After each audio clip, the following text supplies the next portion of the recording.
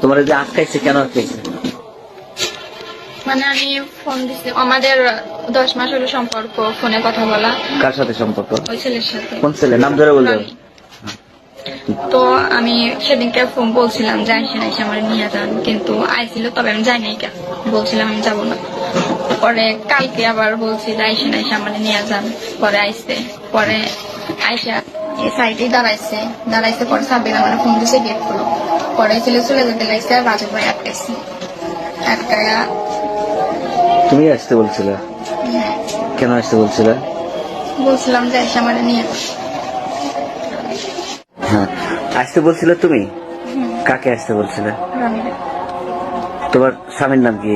মোহাম্মদ সাব্বির ইসলাম। তো সাব্বিরকে রেখে তুমি রনিকে আসতে বলছিলে কেন?